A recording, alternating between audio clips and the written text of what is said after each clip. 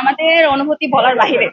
মানে আমরা যে কষ্টটা করতেছিলাম, আমাদের যে সংগ্রামগুলো ছিল, এটা যে সেই পর্যন্ত গেছে, এটা মানে বলা যায় না যে আমরা কি রকমের খুশি। হয়তো আমরা পাবো না, কারণ আমরা এখন পঞ্চম বর্ষে, তো আমাদের পরের বছর আমরা ইন্টারনেটে উঠে যাব, মেডিকেল হতে গেলে আরো 2-3 বছর হবে, যেহেতু ফাইল উঠে গেছে আমরা আশা করি তাড়াতাড়ি উঠবে।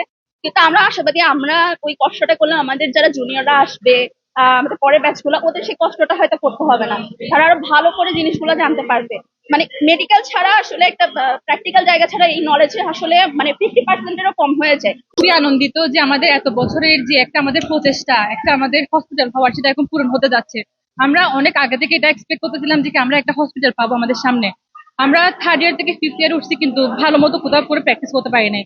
আমাদের শিডিউলটা হতো যে আমরা সকালে আসলে একবার হসপিটালে যাব, একবারে হচ্ছে পেশেন্টের সাথে আমরা ডিল করতে পারবো। আমাদের স্যারদের অশেষ প্রচেষ্টায় আমাদের মেডিকেল কলেজ 17 বছর পর হসপিটাল প্রতিষ্ঠা হতে চলেছে, এটা আমাদের জন্য অত্যন্ত খুশির খবর।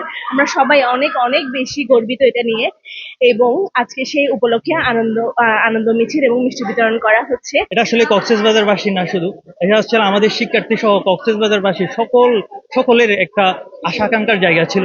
নগদ পেমেন্টে 500 টাকা পর্যন্ত ক্যাশব্যাক আর লেনদেনে প্রতিদিন ডিপ ফ্রিজ এবং ঘন্টায় ঘন্টায় এসি টিভি সহ দারুণ সব গিফট। আলহামদুলিল্লাহ, সিসিজিপিতে এটা অনুমোদন পেয়েছে, কিন্তু আসলে সরকারি কাজের মধ্যে অনুমোদন পাওয়াই শেষ না, আমাদের এটা বাস্তবায়ন খুবই জরুরি। এই হাসপাতাল যত দ্রুত বাস্তবায়ন করা যায় এবং আমরা সকল সময় কোনো অসুবিধা হলে আমরা আমাদের কর্মসূচির মাধ্যমে এটা চালু রাখবো। চিকিৎসা চালু হলে আপনারা জেনে থাকবেন যে কক্সবাজারে কোনো কার্ডিয়াক সার্জন বা কোনো যদি জরুরি কোনো অপারেশন প্রয়োজন হয়, তাহলে এটা সদর হাসপাতাল করার ব্যবস্থা নেই এবং সাথে সাথে চট্টগ্রাম রেফার করতে হয়। এবং চট্টগ্রামে এখান থেকে দূরত্ব হচ্ছে 150 কিলোমিটার, এবং বেশিরভাগ ক্ষেত্রে রুগীদেরকে আমরা চট্টগ্রামে নেওয়া আমাদের পক্ষে সম্ভব হয় না, এবং ম্যাক্সিমাম রুগী রাস্তার মধ্যে মারা যায়। এবং এই হাসপাতাল হলে আমি চেষ্টা করি এই 20 লক্ষ কক্সবাজারবাসী এখানে তাদের সুস্থ সেবাটা পাবে।